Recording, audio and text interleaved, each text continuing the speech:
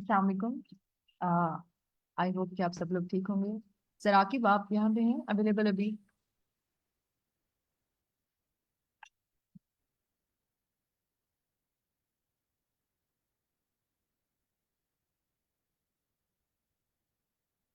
Sir Aqib Rahman, sir are you available?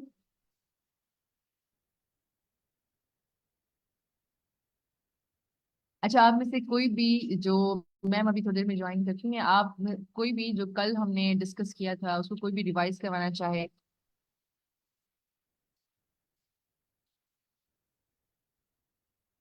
Mohammad जवान। Okay sir. तो sir आप अपनी स्क्रीन शेयर करना चाहेंगे तो you can unmute your self.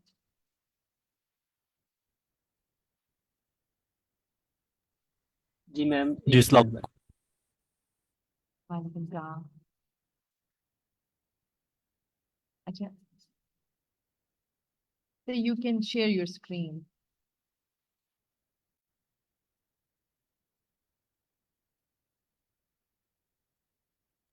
Ma'am Rahmana आ रही है ना अभी? जी जी, जी अस्सलाम सर, वो वालेकुम। मैं ज्वाइन करती हूँ, मैंने ना टेक्स्ट किया।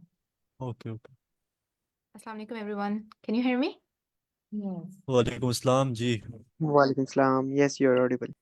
ओके, क्या हाल चाल है आप सब लोगों का? Alhamdulillah, ma'am. Doing great. क्या रही है आपकी class? Everything is going fine. Alhamdulillah. Good माशाल्लाह। तो अभी तक जो हमने पढ़ा वो सबको सबको समझ आ रहा है? यस मैम, क्लियर है अभी तक। Yes ma'am. ओके, सही है। तो आज जो हम लोगों ने कवर करना है, हम मॉड्यूल्स के बारे में बात करेंगे। जैसे कि आपने कल नोटबुक को देखा था कि हमने ओवरऑल नोटबुक को कवर किया था कि जब हम प्रोडक्शन में काम नहीं कर रहे होते तो हम as a like normal practice level पे या यूनिवर्सिटी लेवल पे, रिसर्च लेवल पे भी जब हम काम कर रहे होते हैं तो we just take it as a notebook. और जब हमने प्रोडक्शन में लेके जाना होता है तो हम उसको मॉड्यूल्स में डिवाइड करते हैं। उसका एक रीज़न ये भी होता है कि हम लोग different micro services architecture use कर रहे होते हैं। अगर आपका जो जैसे आप हमने देखा था कि फ्रंट एंड भी होती है और बैक एंड के डेटाबेसेस भी होते हैं, और फिर इवन आपकी जो एप्लीकेशन है वो भी डिफरेंट मॉड्यूल्स में डिवाइड होती है। तो डिपेंडिंग अपॉन कॉन्फ़िगरेशंस हम उसको डिफरेंट डिप्लॉयमेंट्स कर सकते हैं, डिफरेंट कंटेनर्स के ऊपर रन कर सकते हैं। और कभी कभार हम मल्टीपल कंटेनर्स भी एग्जीक्यूट कर सकते हैं, डिपेंड अपॉन कि हमने मतलब हमारी रिक्वायरमेंट क्या है।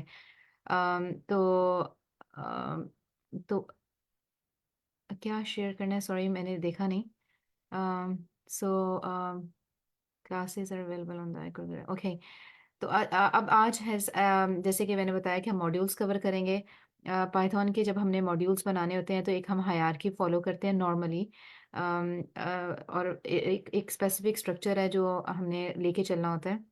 ये ज़रूरी नहीं है कि आपने फोल्डर्स वैसे ही बनाने हो, लेकिन ये ज़रूरी है कि आपका जो है वो एक स्पेसिफिक फाइल्स होती हैं। जैसे init.py होती है। जब भी आपने मॉड्यूलराइजेशन का काम करना होता है तो आपने उसको जो है वो आपने वो फाइल इंक्लूड करनी होती है तो उसको मॉड्यूल बनाने के लिए। तो आकिब अब हमें एक पहले एक थोड़ा सा जनरल ओवरव्यू दे देंगे, लाइक कि अगर हमने मॉड्यूल्स बनाने हैं तो हमने कैसे उनको आपस में कनेक्ट करना है। And then from there we will go on to move our notebook that we did yesterday, कि उसको अगर हमने एज अ मॉड्यूल पे काम करना है तो उसके कैसे उनको हमने डिवाइड करना है। और इसमें एक जो मॉड्यूल होता है, एक स्पेसिफिक मॉड्यूल पाई टेस्ट का भी होता है जो कि हम फिर आखिर में कवर करेंगे, प्रॉब्ली आज तो शायद नहीं करेंगे।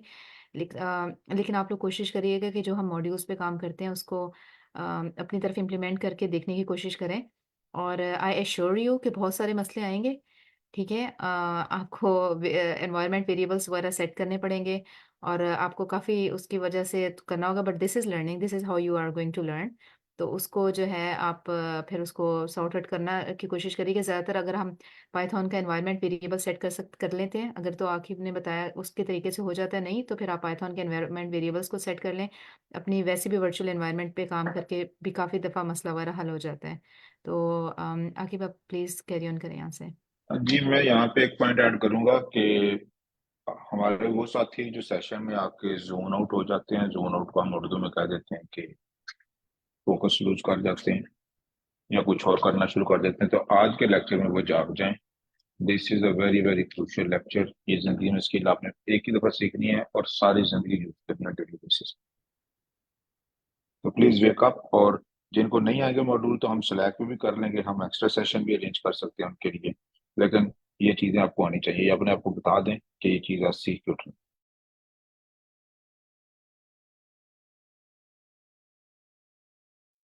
जी continue.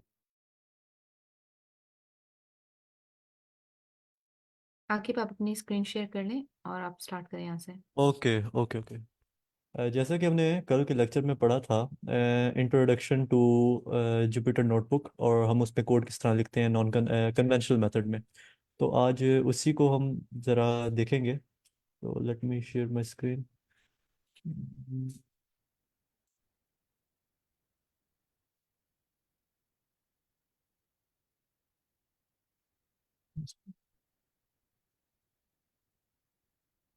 Let me know if you guys can see this. Yeah, Yes, your sir, we screen is can see. Okay okay. तो जैसा कि हमने नोटबुक्स में देखा था, कल की नोटबुक तो बड़ी इंट्रोडक्टरी नोटबुक थी। तो आज मैं नोटबुक ही दिखाऊंगा, लेकिन मैंने कल आपको एक चीज़ अगर याद हो तो बताई होगी कि जो नोटबुक आपने कल देखी थी तो वो बड़ी अनसॉर्टेड और एक ना बेसिक सी नोटबुक थी। लेकिन अब बात कर लेते हैं कि इंडस्ट्री में जब हम नोटबुक्स बनाएंगे तो उनको हम किस तरह फॉर्मेट करते हैं। सबसे पहले तो आप नोटबुक्स में ना अपनी एक चीज़ सब मेंशन करेंगे कि आपकी जो नोटबुक है उसमें आपका क्या करने वाले हैं, आप किस प्रॉब्लम के ऊपर बात करना चाह रहे हैं। तो इसके काफ़ी सारे टेम्पलेट्स हैं, तो आप किसी को एक को भी फॉलो कर सकते हैं। उसके बाद ये मेरी बेसिकली मेरी अप्रोच है। उसके बाद डाटा को हम एक्सप्लेन करेंगे कि आपके डाटा में कितने फीचर्स हैं। देन हम जो चीज़ डिस्कस करेंगे उसके बाद वही सारा प्रोसीजर रिपीट करेंगे, डिपेंडेंसीज इंपोर्ट, उसके बाद डाटा को, और उसके बाद वो सारा एनालिसिस हम करेंगे। तो ये चीज़ आज हमने देखनी है थोड़ी सी। लेकिन आज हम जो चीज़ एक्स्ट्रा पढ़ेंगे वो होगी मॉड्यूल्स, कि हम मॉड्यूल्स किस तरह देखेंगे। लेकिन अगर मुझे, क्योंकि कल मेरा ब्रेकआउट हो गया था लाइट की वजह से, तो अगर कल के टॉपिक में से किसी का कोई क्वेश्चन है तो पहले आप वो पुट कर दें नोटबुक रिस्पेक्टिवली जी। हम्म। सर ये बता दें कि जो मशीन लर्निंग इंजीनियर्स होते हैं उनका काम सिर्फ यही होता है कि जो ऑलरेडी अवेलेबल हैं हमारे पास,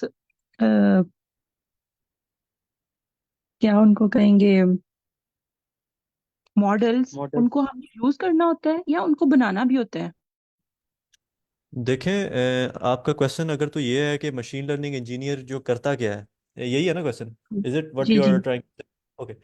जी। सो फर्स्ट, तो ये एक चीज़ समझनी पड़ेगी कि मशीन लर्निंग इंजीनियर एक्चुअल में हम कहते किसे हैं। मशीन लर्निंग इंजीनियर का काम सिर्फ मॉडल बना के लगाना नहीं होता। मशीन लर्निंग इंजीनियर एक डॉक्टर की मिसाल आप ले सकते हैं।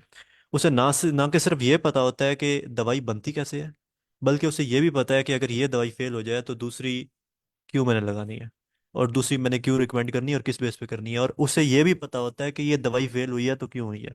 तो in shorter term you can say कि एक मशीन लर्निंग इंजीनियर सिर्फ मॉडल को बनाता नहीं है, उसे डाटा की भी बहुत अच्छी समझ होती है कि मैंने किस डाटा के ऊपर कौन सा मॉडल लगाना है और मैंने ये क्यों लगाना है।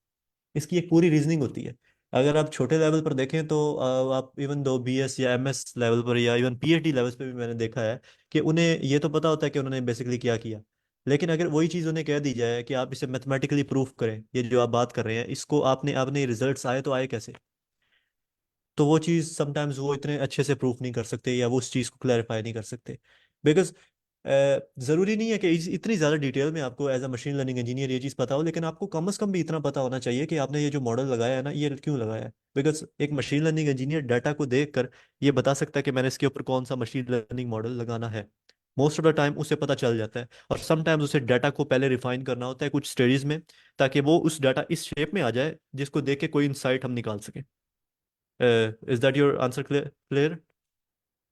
हाँ सर, बहुत शुक्रिया। Okay okay. आकिब आपका कोई क्वेश्चन है? जी सर, कल आपने जैसे लाइब्रेरीज इम्प्लीमेंट करना सिखाई और जैसे डेटा क्लीनिंग, इसका जनरल कॉन्सेप्ट दे सकते हैं जो जो चीज़ें आपने यूज़ की इन शॉर्ट वर्ड्स में कुछ? देखें, पहली बात तो ये है कि अगर आप ये कहें ना कि हम इसको लाइब्रेरीज को याद कर लेंगे या हम उनकी वो क्या कहते हैं डिस्क्रिप्शन को पढ़ लेंगे, तो ऐसा बिल्कुल भी नहीं होने वाला। मैं आपको एक चीज़ पहले ही मेक श्योर कर दूं, लाइब्रेरीज, टूल्स, टेक्नोलॉजीज, मॉड्यूल्स आज हैं कल नहीं होंगे। ठीक है? जो चीज़ आपके माइंड में, जो चीज़ आपने अपने माइंड में रखनी है ना, उसको आप नोट इस तरह कर लें कि अभी ये मैंने आपको पाइथन की नोटबुक दिखाई है, हो सकता है आर में मैंने यही यही सारे काम किए हों, लेकिन मेरे लाइब्रेरीज मॉड्यूल्स और वो जो मेरी अप्रोच होगी वो इससे थोड़ी सी डिफरेंट हो। तो क्या आप उसको भी याद करेंगे? तो एक चीज़ आपने माइंड में रखनी है, आपने उसे याद नहीं करनी। हाँ, आपने लाइफ साइकिल को समझना है। अब लाइफ साइकिल क्या है? इस पूरे प्रोजेक्ट का जो लाइफ साइकिल होता है, सबसे पहले आप क्या करते हैं? डाटा कलेक्शन, यानी कि डाटा कलेक्शन को आप एक्सक्लूड समटाइम इसलिए कर देते हैं क्योंकि डाटा आपको ऑलरेडी प्रोवाइड किया जाता है।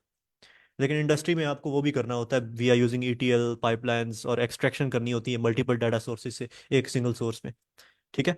तो जब आपको डाटा दे दिया जाता है, उसके बाद क्या होता है? उसकी क्लीनिंग होती है।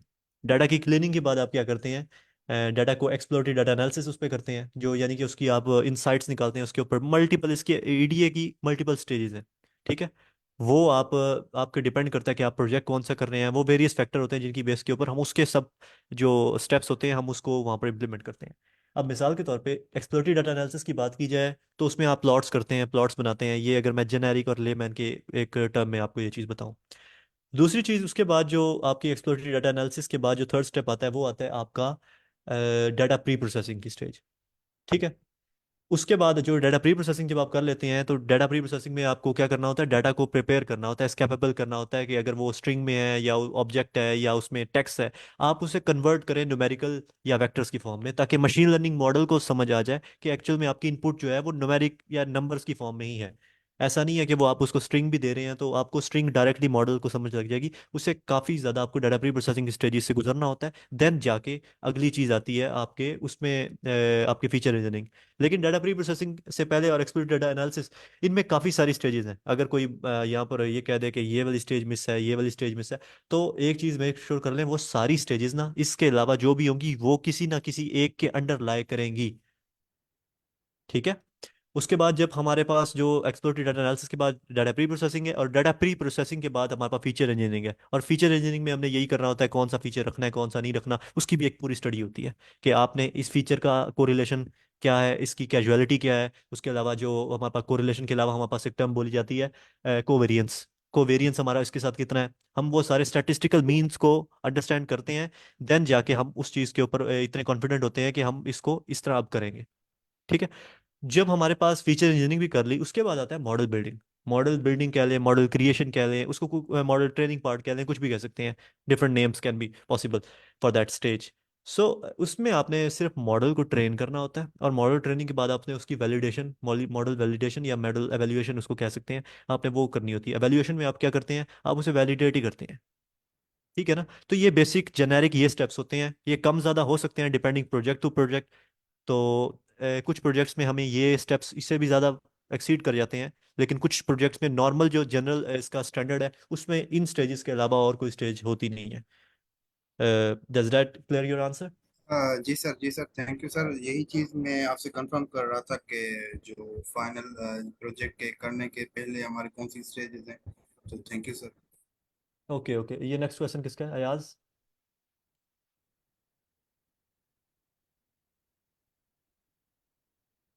क्वेश्चन है आपका अयाज, आपका हैंड रेस था।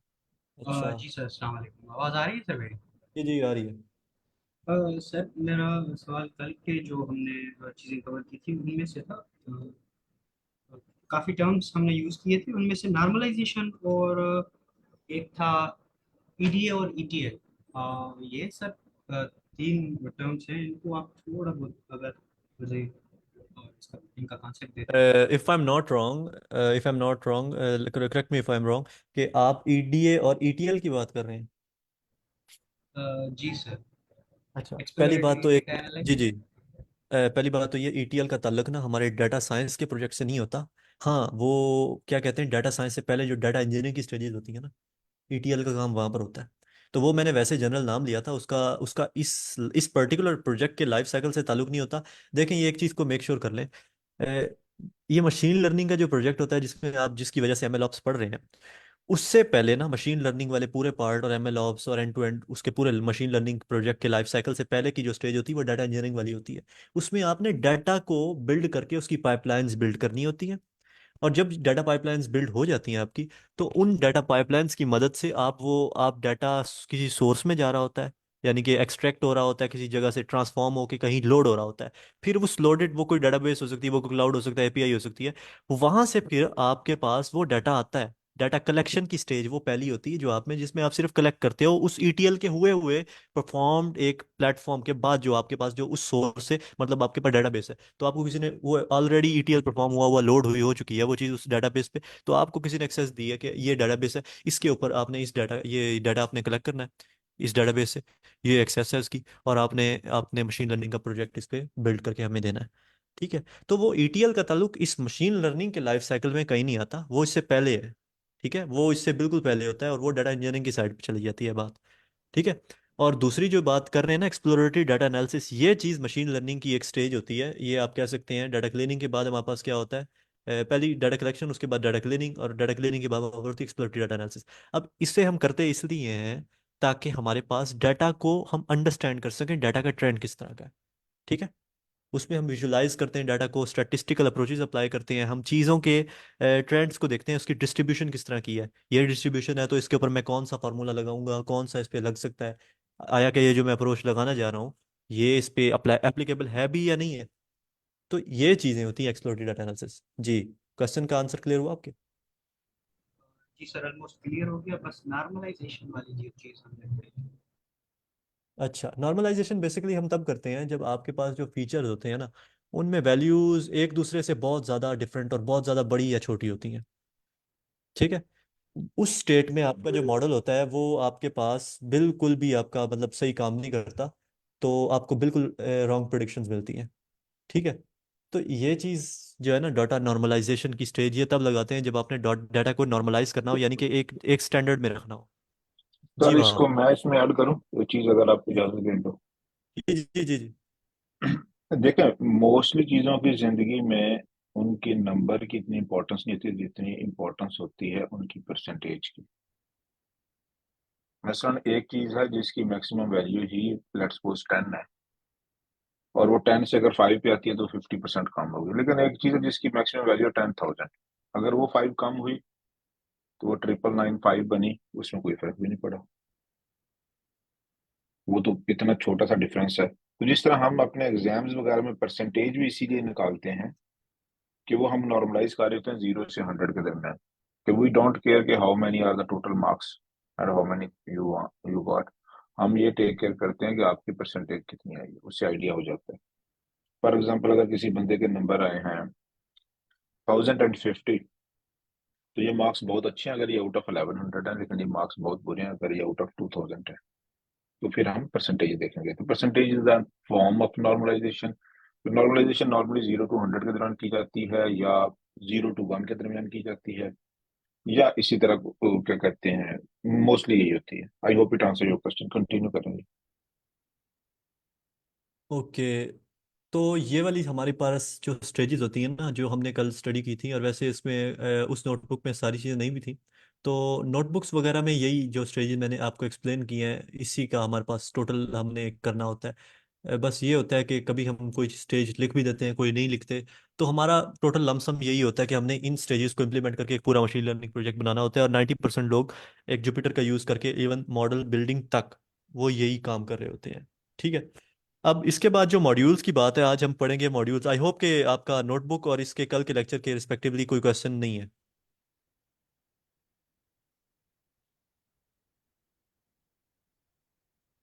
सो जी आई सर, एम ठीक है sir, jumping, continue. okay, okay, so I'm jumping towards the module section. So whenever it comes toward module, तो module is you can say a single task। एक पूरे project का module आप जब कहते हैं ना, तो मॉड्यूल का मतलब ये, पहले उसकी थोड़ी सी थ्योरी समझ लें, क्योंकि कोड्स को आप तभी समझ पाएंगे जब आपकी थ्योरी और आपके कॉन्सेप्ट्स क्लियर होंगे, कंसेप्चुअली आप उस चीज़ से क्लियर होंगे। Module is not a thing कि मतलब ये कोई लाइब्रेरी मॉड्यूल है। लाइब्रेरी मॉड्यूल एक अलग चीज़ होती है, लेकिन जब हम मॉड्यूलर कोडिंग की बात करते हैं, एक फंक्शनल कोडिंग, एक मॉड्यूलर कोडिंग होती है। मतलब ये होता है कि हमने काफ़ी सारे मॉड्यूल्स बनाने हैं, और ज़रूरी नहीं है कि हमने बिल्ट इन मॉड्यूल्स यूज़ करने हैं, हमने कस्टम मॉड्यूल्स यूज़ करने हैं। ठीक है, एक स्टैंडर्ड के तहत हमने पूरी पाइपलाइंस बिल्ड करनी होती हैं, कौन सी, हमने मॉड्यूल्स के साथ मिला के। ठीक है, अब मॉड्यूल, हमारे पास एक मॉड्यूल जो होगा वो किसी एक टास्क को रिप्रेजेंट कर रहा होगा, वो एक टास्क को डील करने के लिए बनाया जाएगा। तो हमारे पास यहाँ पर हम डिफरेंट मॉड्यूल्स बनाएंगे, और हम उसे समझेंगे कि जो मॉड्यूल्स हैं ईच मॉड्यूल किस तरह एक टास्क को होल्ड कर रहा है और हमें किस तरह पता चल रहा है कि ये वाला मॉड्यूल क्या काम कर रहा है। तो इसको बड़ी आज इजी वे में हम समझेंगे और होप कि आपका इसमें कोई क्वेश्चन होगा तो हम क्लियर भी करेंगे। सबसे पहले हमारे पास डायरेक्टरी स्ट्रक्चर होता है एक चीज़। डायरेक्टरी स्ट्रक्चर ये होता है कि हमारे पास जो भी मॉड्यूल्स है ना वो एक पर्टिकुलर डायरेक्टरी में जाएंगे। उसके बाद हमारे पास वो चीज़ हम उसको डायरेक्टरी स्ट्रक्चर को समझेंगे। उसके बाद डायरेक्टरी स्ट्रक्चर के बाद हम उस चीज़ को समझेंगे कि एक्चुअल में हमारे प्रोजेक्ट का लाइफ साइकिल क्या है। अगर आपको ये लेफ्ट साइड पे मेरी स्क्रीन शेयर हो रही हो, ये वाला मेरे पास जो सेक्शन है, इसके अंदर मेरे पास एक सेक्शन डाटा का है, एक मेरे पास डॉक्यूमेंटेशंस और फिगर्स, उसके अंदर सब डायरेक्टरी मेरी बनी हुई है फिगर्स की। एक मेरे पास इसका जो बेसिक मेरा वर्चुअल एनवायरनमेंट है वो उसकी डिपिक्शन कर रहा है। एक लॉग्स की डायरेक्टरी है, मॉडल, इसी तरह मल्टीपल डायरेक्टरीज है। ठीक है। अच्छा, अब मॉड्यूल की बात करें तो मॉड्यूल जब भी हमने किसी एक फाइल, एक आपको लेमैन की एग्जांपल से समझाता हूँ। आपने एक फाइल बनाई है डॉट पी वाई से, ठीक है। अब वो पी वाई फाइल जो आपके पास है, आपने उसमें काफ़ी सारे फंक्शन बनाए हैं और आपने उसका कोड किया। आपने हो सकता है ऊप भी लगाई हो या आपने ऊप नहीं भी लगाई। आपने सिंपल क्लासेस नहीं यूज़ किया, आपने सिर्फ फंक्शन यूज़ किए हैं और आपने कोड किया है डाटा साइंस के किसी स्टेज का, या आपने डाटा क्लीनिंग की है फंक्शंस बना के। तो आपकी वो जो फाइल डॉट पी वाई है उसे आप मॉड्यूल में कन्वर्ट कैसे करेंगे? सबसे पहले पहली चीज़ तो ये है कि वो जो आपकी फाइल है वो तब तक मॉड्यूल में कन्वर्ट नहीं होगी जब तक आप एक dot init dot P Y करके आप एक एक्स्ट्रा फाइल उसी डायरेक्टरी में उसके लिए नहीं रख देते। तो हमारे जो इंटरप्रेटर है, जिसे जब हम रन करेंगे कोड एडिटर को, तो उसे पता चल जाएगा कि ये जो एक्सटेंशन है ना, इट मीन्स कि अब ये जो फाइल जब रन होगी तो ये एज अ मॉड्यूल मैंने इसको टेक लेना है। ठीक है, I will take this as a module not a single file. ठीक हो गया ना? तो इसकी अगर मैं यहाँ पर एक आपको एग्जांपल दूँ तो हमारे पास यहाँ पर एस आर सी, यहाँ पर आपको डाटा की ये डायरेक्टरी दिख रही है।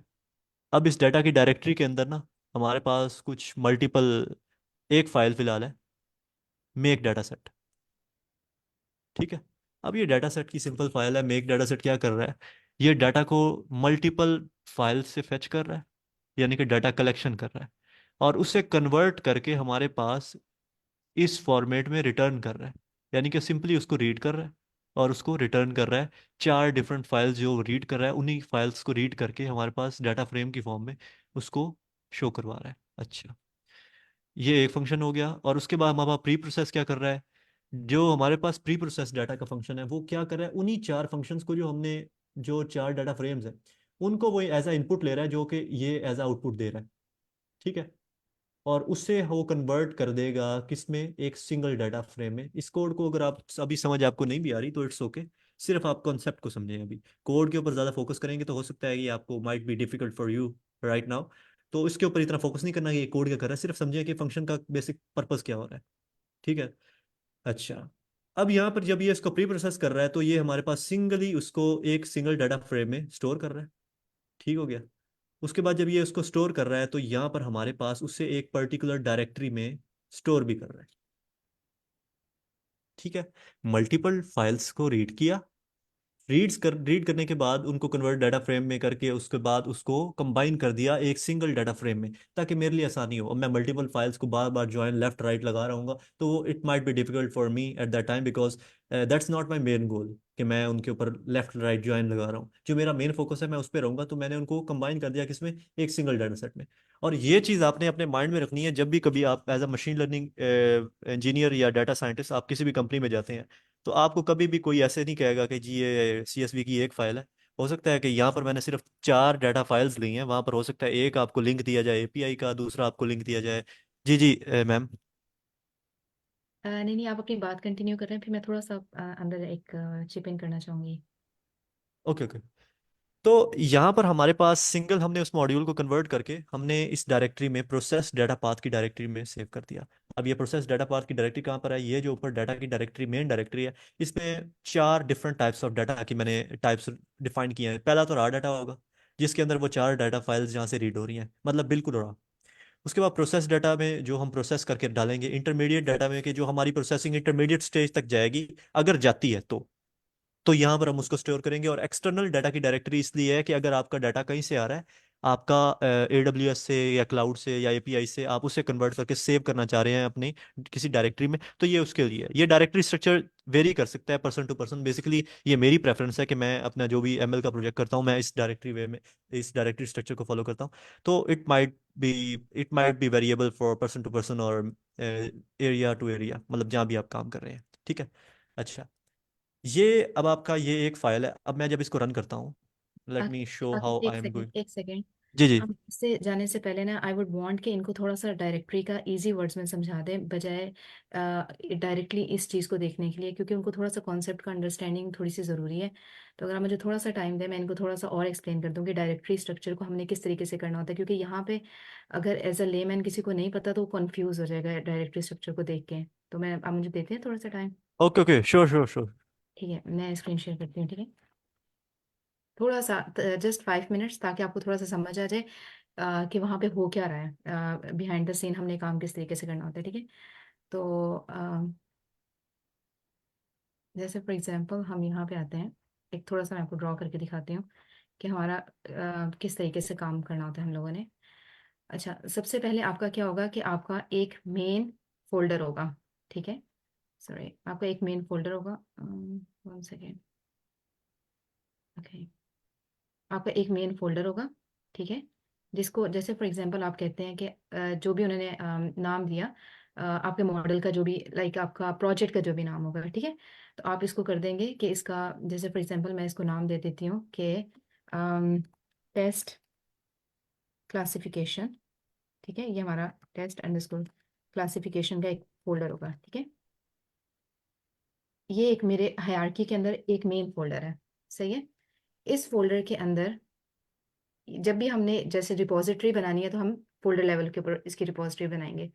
ठीक है, इस फोल्डर के अंदर हम आगे सब फोल्डर्स बनाएंगे। ठीक है, उन सब फोल्डर्स की अगर हम बात करते हैं तो वो एक फोल्डर होगा, जैसे फॉर एग्जांपल एक आपका कॉन्फ़िगरेशन का हो जाता है, जिसके अंदर जो नॉर्मली हमारे पास जब भी हम प्रोजेक्ट्स पे काम कर रहे थे, जो हमने कल YAML की बात की, उसके अंदर हमारा एक वो कंसिडर होता है। ठीक है, एक अगर आपका अगला हम बात करते हैं, फॉर एग्जांपल एक आपका फोल्डर हो जाएगा, ये फोल्डर्स का नाम मैं ले रही हूँ। ठीक है, ये सब डायरेक्टरीज एंड देन सब डायरेक्टरीज। ठीक है, यहाँ पे हो जाएगा फॉर एग्जांपल प्री प्रोसेसिंग का एक फोल्डर हो जाएगा।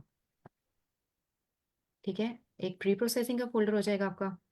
फिर आपका हो जाएगा एक मॉडल ट्रेनिंग का फोल्डर। जस्ट एक इजी वर्ड्स में अगर आपको अंडरस्टैंड करना है, एक मॉडल ट्रेनिंग का फोल्डर हो जाएगा। ठीक है, फिर अगर आपने करना है तो एक आपका टेस्ट फोल्डर हो जाएगा। ठीक है, अब इन फोल्डर्स के अंदर आपके पास क्या होगी, ये सारी सेम सेम हायरार्की के अंदर है। Skip now. ये सारी आपकी जो चीज़ें हैं ये आपकी सेम हायरार्की के अंदर ये चीज़ें बैठी हुई हैं। ठीक है, अब होगा क्या कि ये आपस में कैसे कम्युनिकेट करेंगे, कि मैंने अगर सब डायरेक्टरीज बना दूंगी तो क्या ये आपस में कम्युनिकेट करने लग पड़ेंगे। फॉर एग्जांपल मेरी इसके अंदर एक फाइल है, इसके अंदर एक है config.py की फाइल है, या YAML की फाइल लिख लें, कुछ भी लिख लें। फॉर एग्जांपल config.py की एक मेरी फाइल है। ठीक है, ये इसके अंदर पड़ी हुई है, कन्फिग्रेशन के अंदर पड़ी हुई है। और एक मैं फाइल बनाती हूँ यहाँ पे, जैसे pre processing, pre data handling की बात कर लेते हैं, डेटा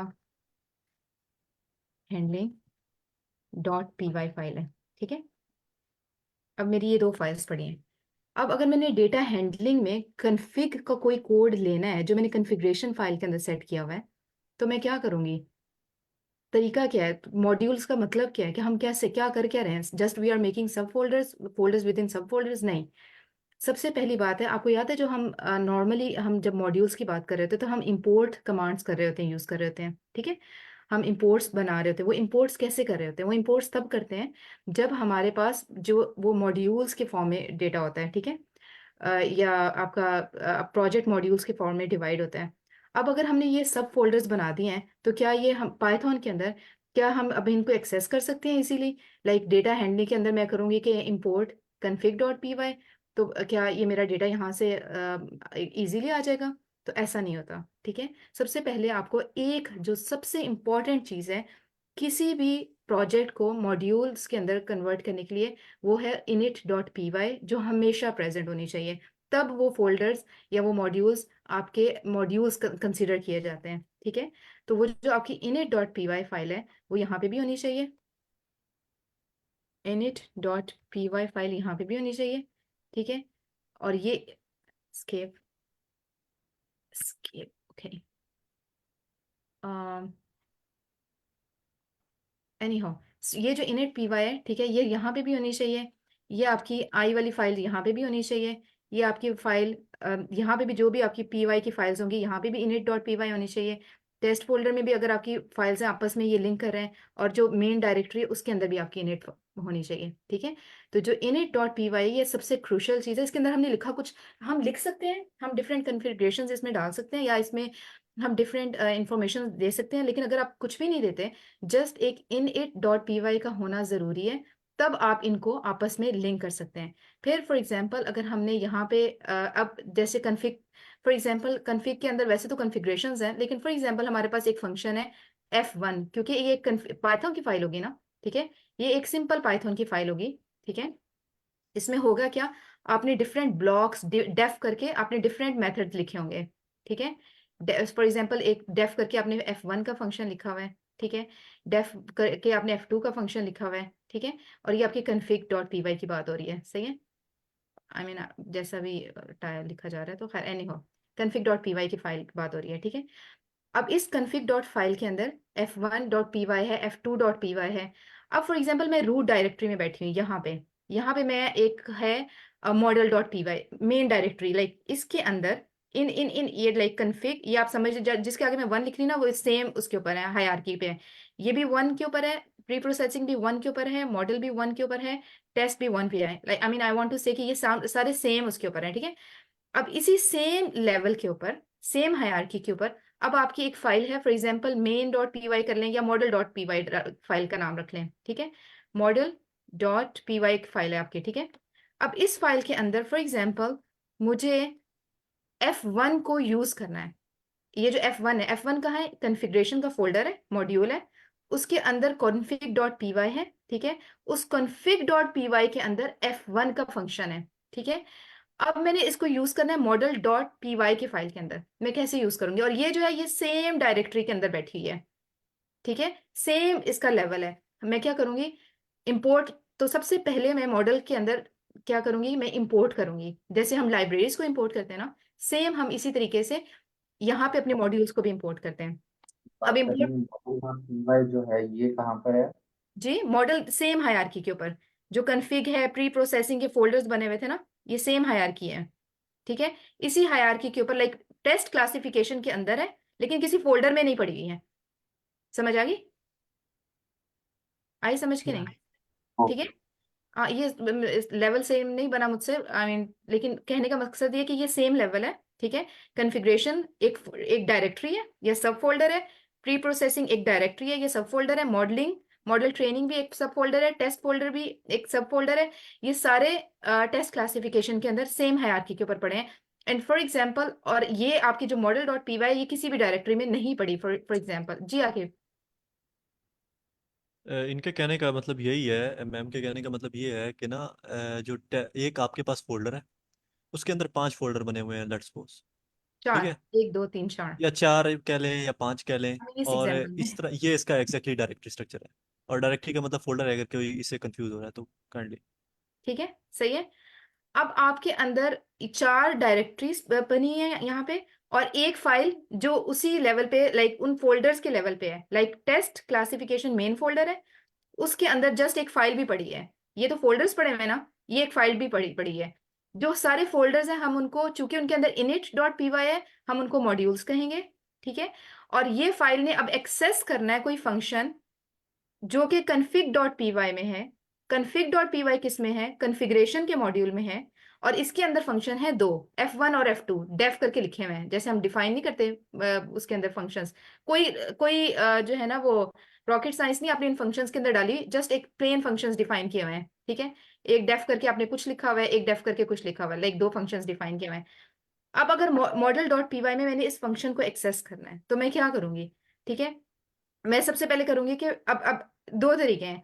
एक तो ये है कि आप लाइक आप ये आप कहेंगे फ्रॉम कॉन्फ़िगरेशन ठीक है, फ्रॉम कॉन्फ़िगरेशन, क्योंकि ये मॉड्यूल का नाम है मेन, ठीक है, फ्रॉम कॉन्फ़िगरेशन डॉट कन्फिग, ठीक है, ये पहले आप इसका नाम देंगे, from configuration dot config import F1, ठीक है। अगर मैं लिखूं यहाँ पे, तो यहाँ पे आप पहले मेन डायरेक्टरी का नाम देंगे, फ्रॉम कॉन्फ़िगरेशन, जो कि आपकी मेन मॉड्यूल का नाम है, उसके अंदर किस फाइल को आप एक्सेस कर रहे हैं, डॉट कन्फिग, इसमें py आप डालेंगे, ठीक है, फ्रॉम कॉन्फ़िगरेशन डॉट कन्फिग, या तो आप डायरेक्ट इसको इस तरह इंपोर्ट कर लेंगे, ठीक है, इसको इस तरह इंपोर्ट करेंगे तो आपके पास वैसे ही सारा कुछ आ जाएगा, लेकिन फिर आप जब कोड लिखेंगे तो आपको उसको उस अकॉर्डिंगली थोड़ा सा लाइक लिखना पड़ेगा, लेकिन हम चलो इसको इस तरह लिखते हैं, फ्रॉम कॉन्फ़िगरेशन डॉट कन्फिग, ठीक है। अब इसमें मैं चाह रही हूँ सारा कुछ इंपोर्ट ना हो, क्योंकि कभी कभार क्या होता है कि कुछ जो मॉड्यूल्स होते हैं ना, उसमें बहुत लाइक उनके अंदर ना बहुत बहुत सारी लाइब्रेरीज विद इन लाइब्रेरीज होती हैं, तो हम सारा का सारा उठा के नहीं लाना चाह रहे थे, हम स्पेसिफिक कोई चीज हमें चाहिए, हम चाह रहे हैं बस उतनी चीज ही लोड हो, ठीक है, मेमोरी के अंदर। तो हम क्या करेंगे, from configuration dot config import F1, और अगर आपने इसको कोई एलियस देना है तो आप इसको एज लिख के, ये जरूरी नहीं है एलियस देना, लेकिन I am just telling you, as function1 लिखेंगे, ठीक है। और फिर जब आपने आगे कोड लिखना है, ठीक है, तो आप इसको जस्ट function1 कॉल करेंगे, तो ये डायरेक्टली इस फंक्शन को कॉल करेगा। तो ये आपको थोड़ा सा समझाने का मकसद ये है कि असल में हम मॉड्यूल्स का डेटा पूरा हायरार्की किस तरीके से बनाते हैं और फिर उसको कॉल कैसे करते हैं, ठीक है। तो ये ये स्ट्रक्चर समझना जरूरी है, एंड देन अब आप आगे अपना वाला उसको थोड़ा सा समझा दें, इफ दिस इज क्लियर।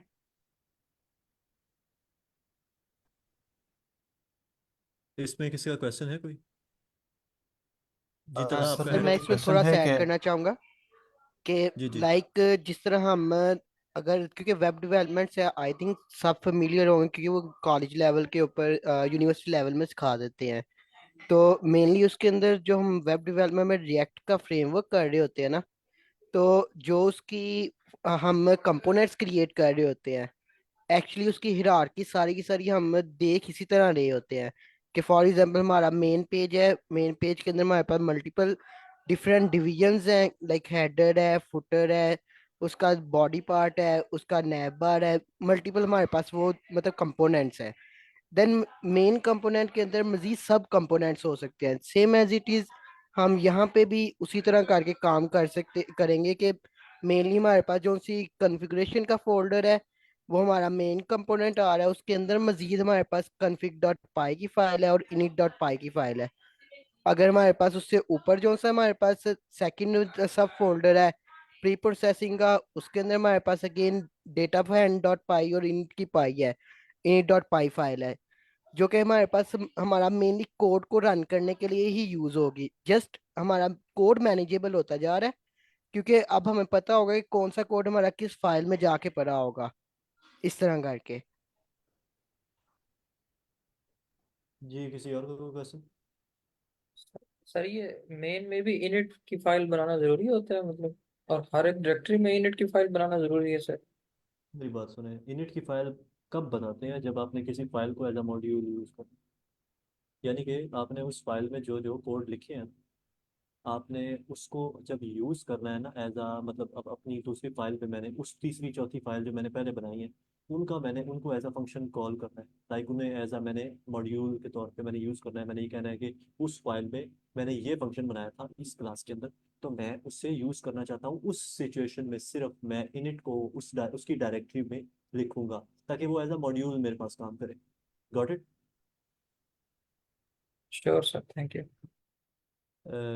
किसी और का कोई क्वेश्चन? आकिब भाई मेरा एक क्वेश्चन है। जी जी ऐसा है कि हम अगर एक फाइल क्रिएट करें जो IPYNB के नाम से हो, लाइक जुपिटर नोटबुक का फाइल हो, वहाँ पर एक फंक्शन हो, तो उसको हम स्ट्रीमलेट के एक फ्रंट एंड फाइल से किस तरह वो फंक्शन इंपोर्ट कर सकते हैं?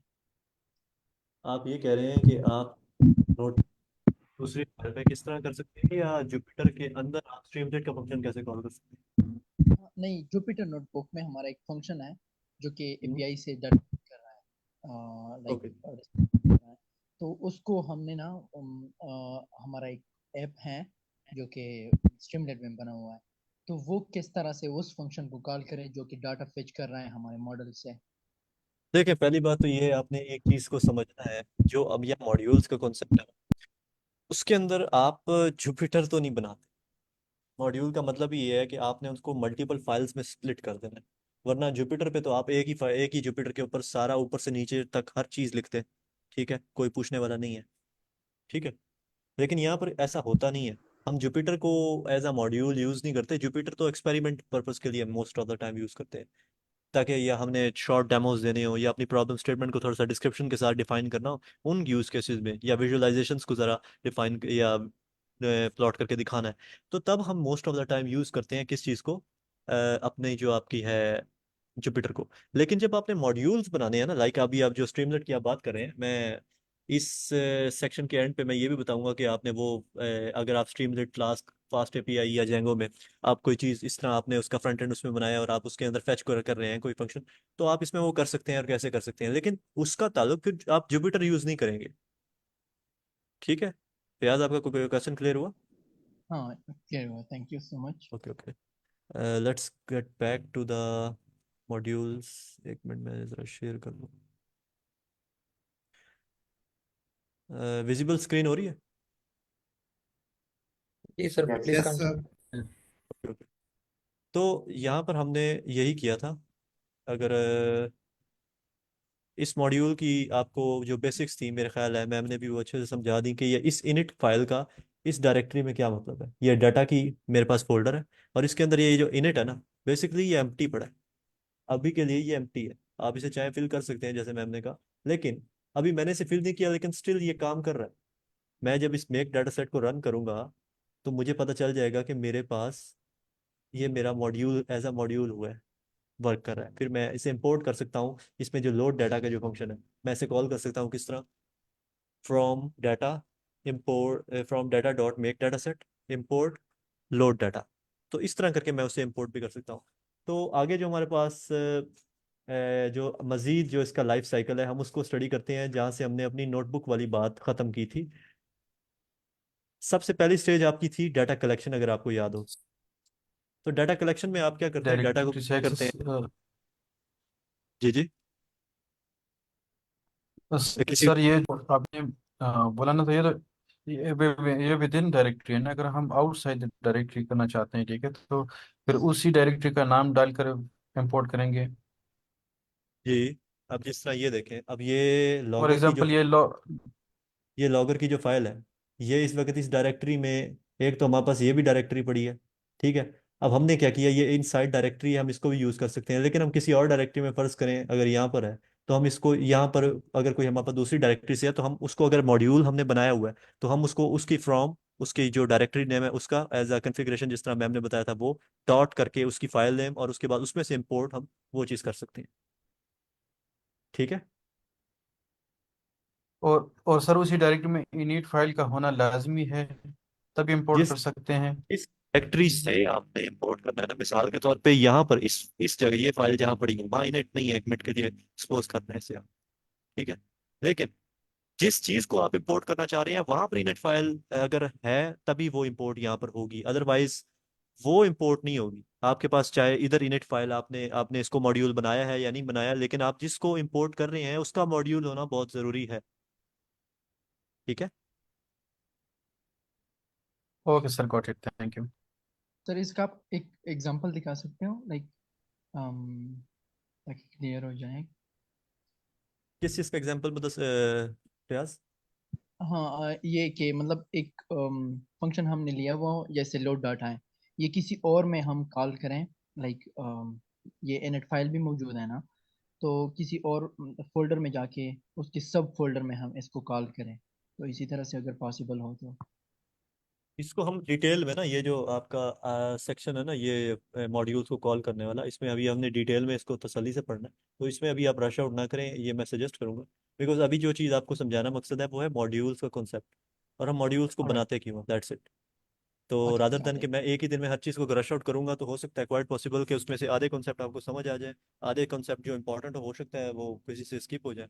तो this is not why I am doing this. All right, got it. Thank you. Okay. करना चाहता हूँ। जी जी, किसी का कोई क्वेश्चन है, कोई बोल रहा है? और ये जो सिंपल डायरेक्टरीज और मॉड्यूल्स को यूज करना है, सिंपल पाइथन की जो है ना एक फाइल में या फिर जो भी चीज़ें हैं, ये जो हम ये सिंपली जो आवाज़ है ना क्लियर नहीं आ रही है यार, आप काइंडली ज़रा माइक को करीब करेंगे। अभी आ रही है सर आवाज़ है?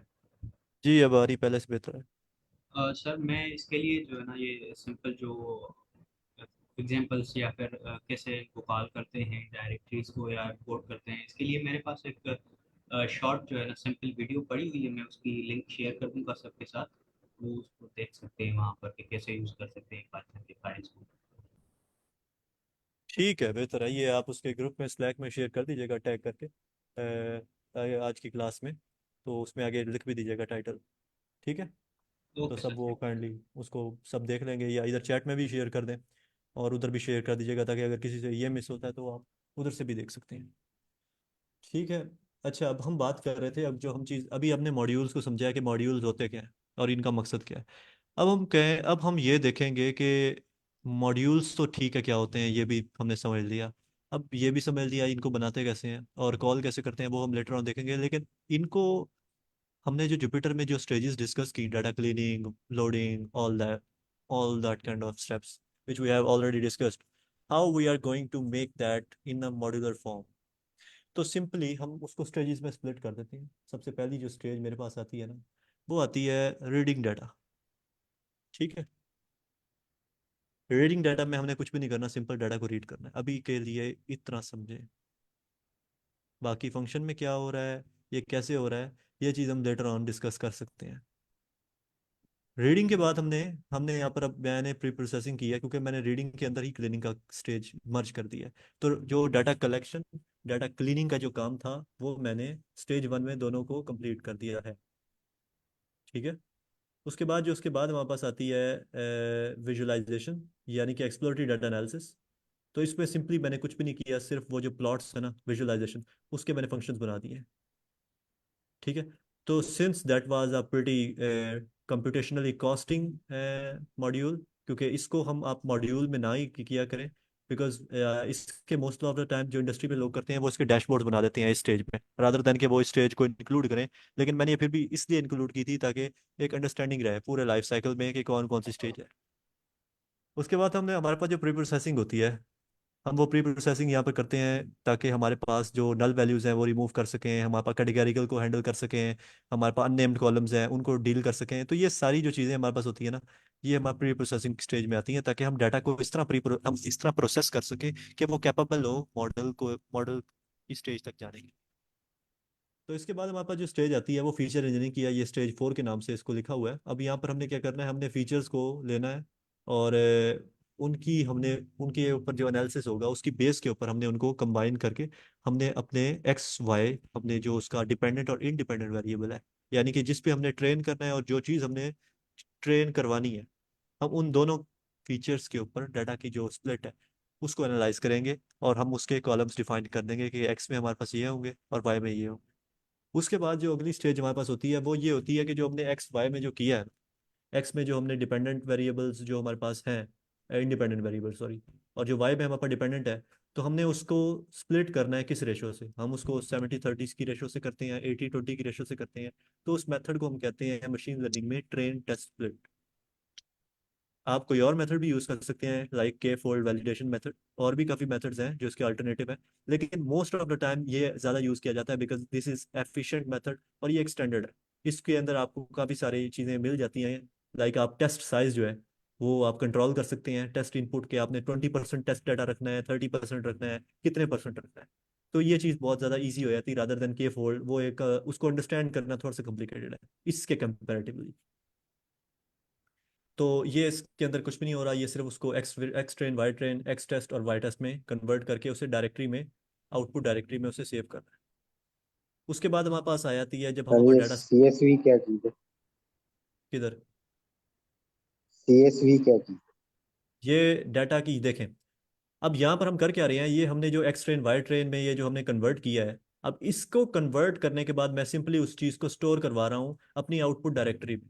और ये जो Y test dot C S V लिखा है ना, ये मैंने उस फाइल का नाम लिखा है कि वो किस नाम से मेरे पास उस डायरेक्टरी में सेव होगी।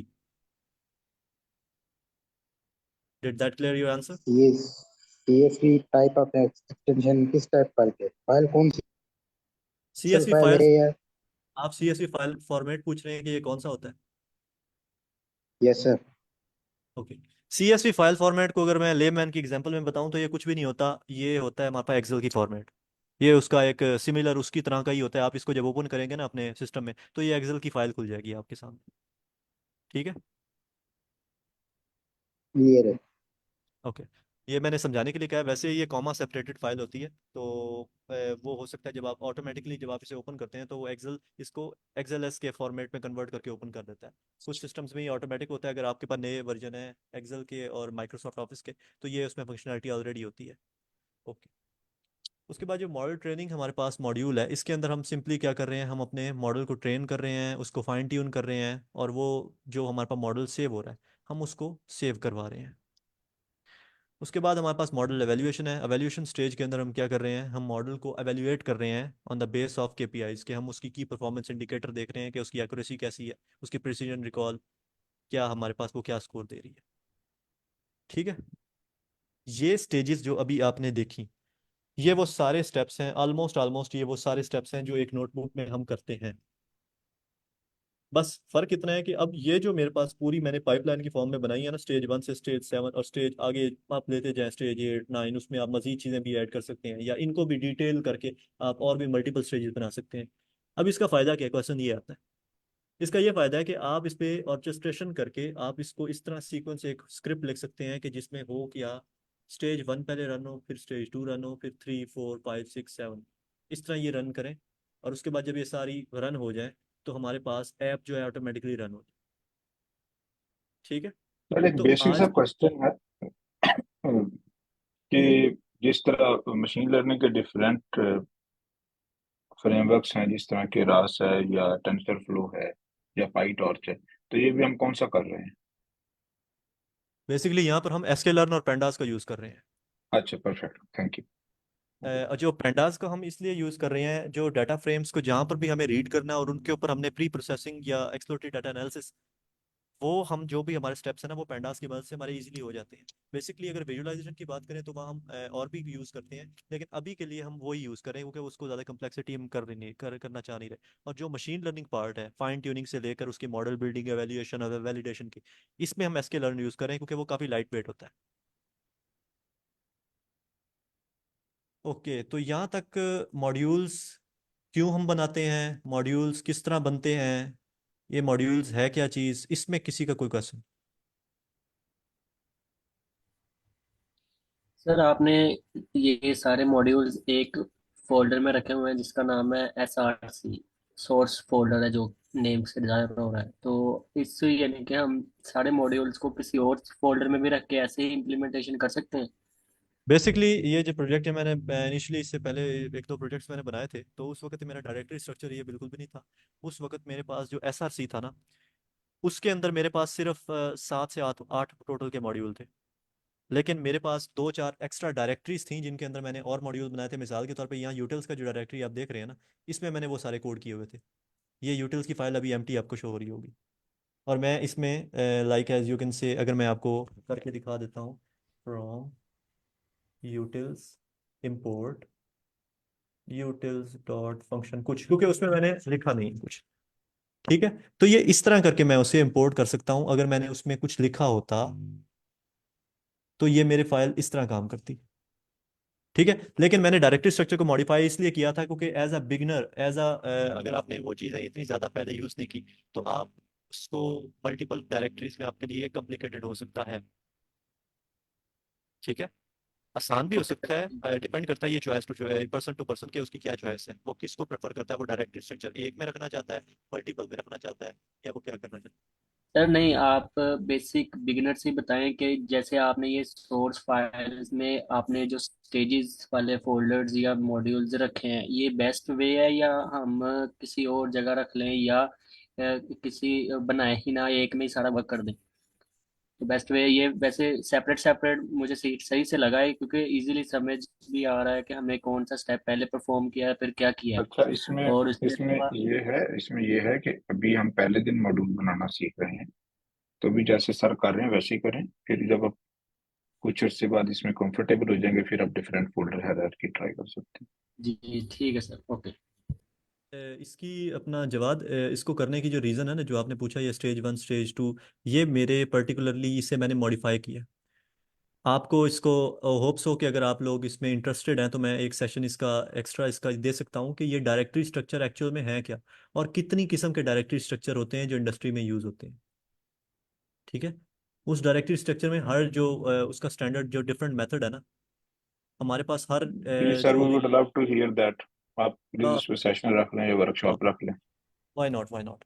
तो उसमें हम ठीक ये है सर। चीज़ डिस्कस कर सकते हैं कि डायरेक्टरी स्ट्रक्चर ये जो आप अभी देख रहे हैं ना, मुझे लगा ही था कि काफ़ी लोगों में, बच्चों में ये हो सकता है, ये concept it might B daunting कि ये डायरेक्टरी स्ट्रक्चर ये है, हमें कैसे पता चलेगा ये यही ऐसे ही करना है। तो ये चीज़ें जब मैंने पहली बार ये की थी ना, तो मुझे भी ये मेरे सारे क्वेश्चंस थे, और मैंने इनको with the passage of time समझा। तो आई होप कि आपको वो वाली कन्फ्यूजन्स जो होंगी वो फेस नहीं करना पड़ेंगी, क्योंकि मैं उनको क्लियर करूंगा। तो ये जो चीज़ है ना, कि हमने ये डायरेक्टरी स्ट्रक्चर यही रखना है या हमने डिफरेंट रखना है, या हमने किसी और प्रोजेक्ट में तो कुछ और देखा था, अब यहाँ पर कुछ और हो रहा है, तो ये कस्टम मेथड है मेरा। ठीक है। ठीक है सर, ये ओके सर, मेरा थैंक कस्टम अप्रोच है। इसके अंदर आप मैंने ये मेरा एक बेसिकली प्रोजेक्ट का था, तो उसमें मैंने डैशबोर्ड्स का अलग मैंने डायरेक्टरी रखी हुई थी, हालांकि उसका इससे ताल्लुक नहीं है। तो ये डिपेंड करता है कि आप कहाँ पे काम कर रहे हैं, आपकी पर्सनल चॉइस क्या, आपकी प्रेफरेंस क्या है। वैसे मेरे पास जब डिफ़ॉल्ट स्टेट थी, उसमें हर स्टेज के लिए अलग मॉड्यूल और अलग ही डायरेक्टरी थी। तो मल्टीपल डायरेक्टरीज मुझे को पसंद नहीं है कि 500 डायरेक्टरीज बनी हो और काम मेरे पास थोड़ा सा हो।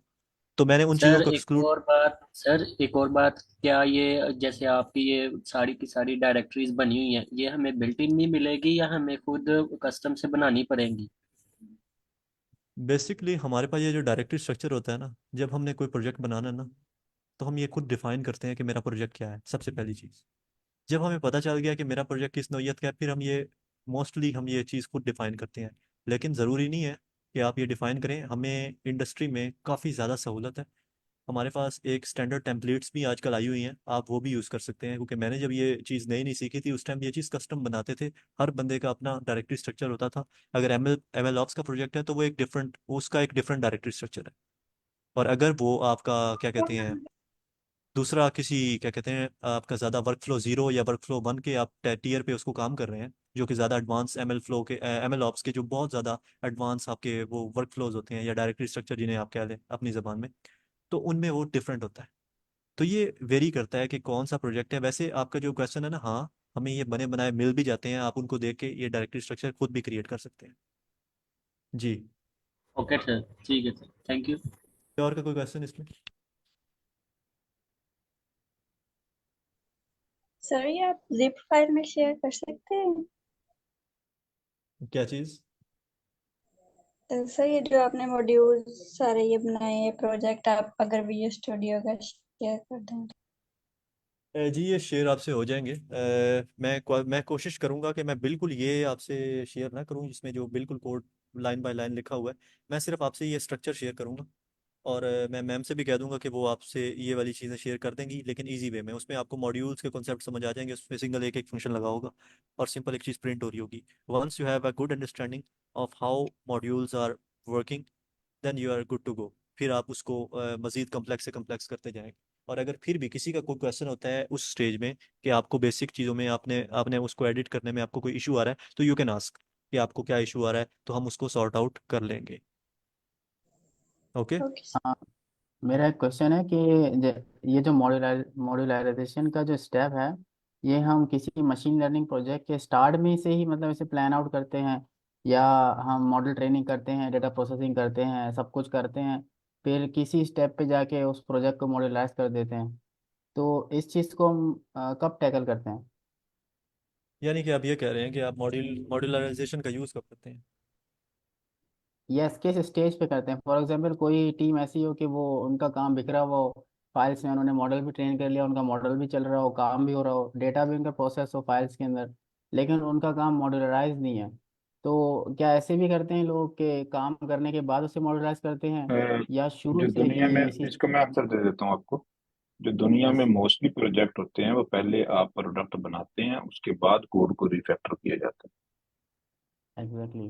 तो अगर आप ओपन सोर्स भी देखें, उनके शुरू के वर्जन बहुत बुरे होते हैं। जो स्टार्टअप्स होती हैं वो किसी चीज की केयर नहीं करती, उनका काम होता है चीज चलाते। बिल्कुल। नॉर्मली मॉडर्नाइजेशन पहले इतनी ज्यादा नहीं थी, होती, अब तो होती है क्योंकि लोगों को आती है। तो इससे कोड क्लीन हो जाता है। जब मर्जी करें जी आप, आपका काम सही है। है, इन अदर वर्ड, सही है, थैंक यू।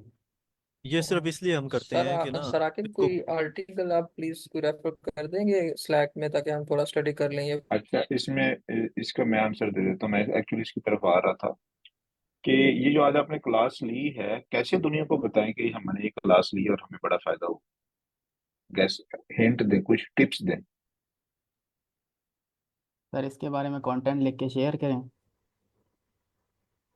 जो कुछ पढ़ा है उसको हम एक यानी कि नोट कर लें, नोट्स के अपनी ब्रीफिंग से अपना अपने जो हमें देखें, समझ आई है पढ़ने उसके की, बारे में अगर कोई बंदा पोस्ट ये कर दें। कहता ना मैंने अगर कोई बंदा ये कहता ना मैंने ये चीज पढ़ी है, तो it is a useless information.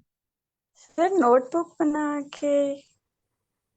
सही है। तो बेसिकली आपने कोई भी चीज अगर किसी को बतानी है ना इम्प्रेसिव वे में, तो आप कहें कि मैंने ये चीज पढ़ाई है या मैंने ये आर्टिकल लिखा है। तो एक तो ये कि आप इसका आर्टिकल लिख सकते हैं। तो सर आके आप तो अपनी पोस्ट छोटी सी लिख दें कि मैंने ये सेशन पढ़ाया और इसका लिंक दे दें फेसबुक पे, दुनिया को पता चले कि आप, और इस तरह पोस्ट लिखेंगे आपने बहुत बड़ा तीर मारा है।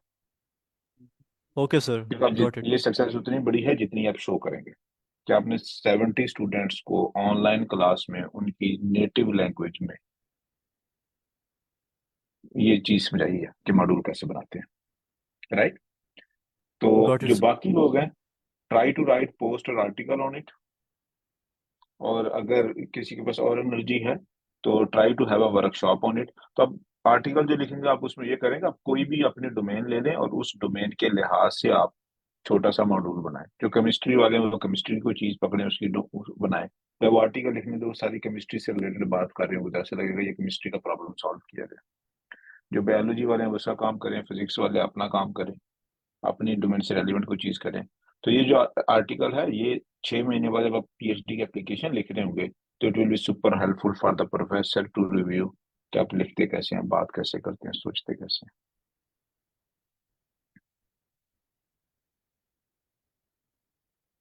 और आप में से कुछ लोग चाहें तो वो इसकी वर्कशॉप भी दे सकते हैं वीकेंड के ऊपर। तो फिर उनके नाम के नीचे आ जाएगा कि आपने वर्कशॉप दी है। बिल्कुल। तो it will be good thing to share knowledge. दूसरी चीज के, लेट्स सपोज अगर हमारा आज लेक्चर हो कि कार चलाते कैसे, पहली दफा लोग कार देख रहे हैं, और उसमें एक बंदा ये बात करना शुरू कर दे कि सर कार में जो है इंजन है वो 4 सिलेंडर होता है या 6 सिलेंडर होता है, कौन सा इंजन यूज करना चाहिए। तो ये क्या ये क्वेश्चन रेलिवेंट है या बहुत एडवांस है।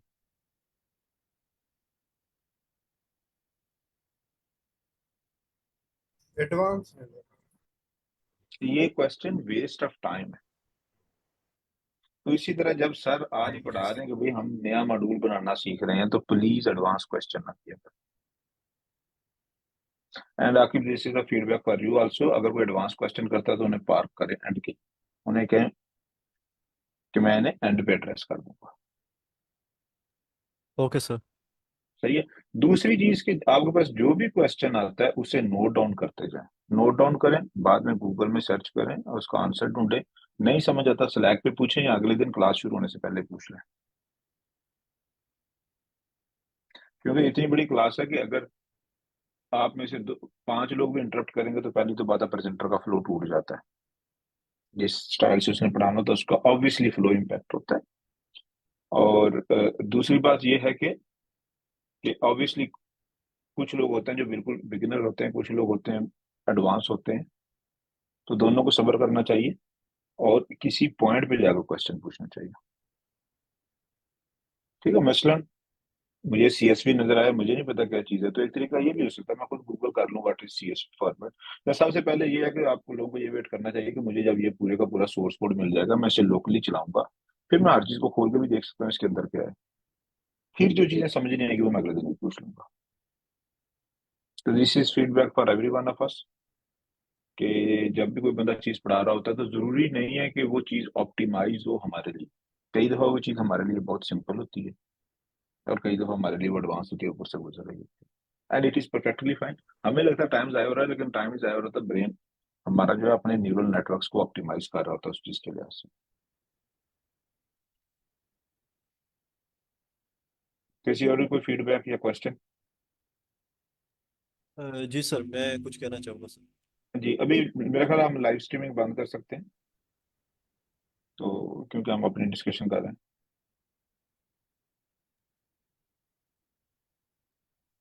पहली बात तो ये है कि जो हमारे मॉड्यूल्स का आज हमने सेक्शन पढ़ा है, अगर किसी बच्चे ने इसकी प्रैक्टिस करनी है ना, तो ज़्यादा बेटर ऑप्शन ये है कि आप इसको, आपने अभी कंसेप्ट ले लिया है और आप इसको इम्प्लीमेंट करें। छोटा सा एक मॉड्यूल बनाएं, एक डायरेक्टरी में बनाएं, एक फंक्शन लिखें, ठीक है। दूसरी डायरेक्टरी में जाकर एक दूसरे मॉड्यूल को बनाएं, इस वाले को उधर कॉल कर रहे हैं, उस वाले को इधर कॉल कर। अगर आप ये करने में सक्सेसफुल हो जाते हैं, तो ट्रस्ट मी, आप 1000 मॉड्यूल्स का बना हुआ कोड भी कर लेंगे। लेकिन अगर आप ये नहीं कर पाते, तो आपके लिए बहुत मुश्किल होगा कि आप पूरे वो कोड को, किसी के लिखे हुए कोड को आप समझें। तो पहले मेरी आपको सजेशन है, वैसे आपको कोड मिल भी जाएगा, लेकिन मेरी सजेशन ये है कि पहले आप छोटे से 2 फंक्शंस का 2 फाइल्स बनाएं, सेपरेट सेपरेट डायरेक्टरी में। इनिट फाइल से उसको मॉड्यूल में कन्वर्ट करें, उसे रन करें। देन जाकर आप क्या करें, आप उसे टेस्ट करें कि आपका वो जो चीज़ है वो आपकी काम कर रही है या नहीं है। सिंपल कुछ भी ना करें, उसमें प्रिंट करवा दें, I am printing this from module 1, I am printing this from module 2। Do nothing. आपको जब ये फ्लो पता चल गया, तो आपको आपकी सोच से ज़्यादा ये चीज़ आपके लिए प्रोडक्टिव होगी, क्योंकि आपको सिस्टम समझ आ रहा है। अब कोड का, कोड की खैर है, कोड आपको इंटरनेट से भी मिल जाता है, किसी का भी मिल जाता है। लेकिन जब आपको सिस्टम समझ नहीं आएगा, तो आपके लिए बहुत ज़्यादा मुश्किल होने वाली है कि आप किसी के लिखे हुए कोड को डायरेक्ट रन कर रहे हैं और आपको पता भी नहीं हो क्या रहा है, क्यों हो रहा है। ठीक है, तो ये चीज़ थी। और इसको बिल्कुल ना भूलिएगा अपने गिटहब में इस प्रोजेक्ट को अपलोड करना। और ये सर ने भी बात की है, यही एक्चुअल लर्निंग है, कि आप एक बहुत छोटा सा मॉड्यूल खुद बना के चला सकें। जी, एनी अदर क्वेश्चन?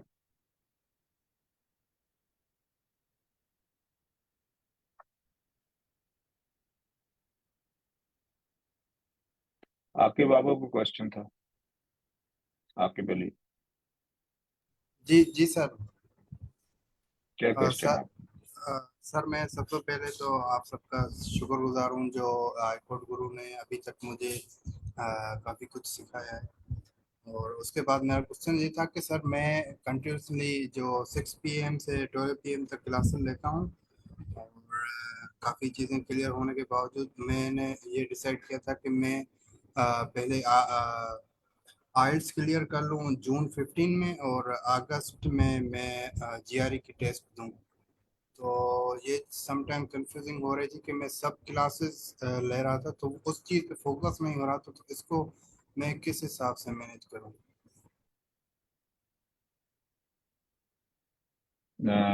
जी, ये बड़ा जबरदस्त क्वेश्चन है कि देखें, अगर आपका आइल्स का स्कोर अच्छा नहीं आया तो आप जितना भी काम कर रहे हैं वो फजूल है, आपका साल जाया हो जाएगा और पैसे भी जाया हो जाएंगे।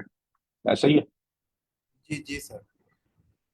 तो आपका जो फिलहाल गोल है वो ये है कि ज्यादा से ज्यादा आइल्स में स्कोर लेना और GRE में स्कोर लेना। तो इसलिए आपका फोकस उन्हीं पे होना चाहिए। आपको इतनी ज्यादा क्लासेस मेरे ख्याल में नहीं लेनी चाहिए, या कम से कम आखिरी एक महीने में जब आप आइल्स कर रहे होंगे ना, तो इतनी ज्यादा क्लासेस ना लें। नींद पूरी करें, फ्रेश करें अपने आप को, क्योंकि आइल्स और GRE में स्कोर ये बताता है कि आप कितने फ्रेश हैं और कितनी मेमोरी आपकी अच्छी है। और अगर ज्यादा क्लासें लेंगे तो आप थकते जाएंगे, मेमोरी खराब होती जाएगी। Yes sir, thank you sir, thank सही है, तो ये प्रायोरिटाइजेशन बड़ी इंपॉर्टेंट है। That is the key to success. जी, एनीवन एल्स?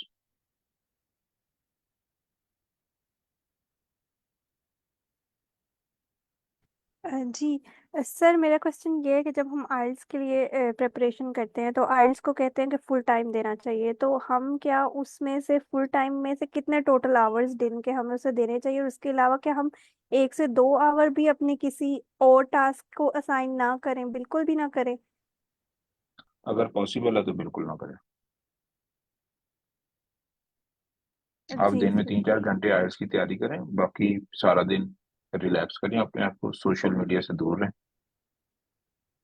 फैमिली पॉलिटिक्स से दूर रहें, ताकि आप फ्रेश होना शुरू हों। तो अगर आप मेरी टॉक सुने कि आयल्स और जीआरई को प्रिपेयर कैसे करते हैं, तो मैंने पूरे उसमें डिटेल एक्सप्लेन किया हुआ है इसकी रीजन क्या है। जी sir, thank you so much. ठीक है, क्योंकि आयल्स के एग्जाम, आयल्स के बैंड की बहुत ज्यादा क्रूशियल इंपॉर्टेंस है आपके पीएचडी की स्कॉलरशिप के लिए, तो इट शुड बी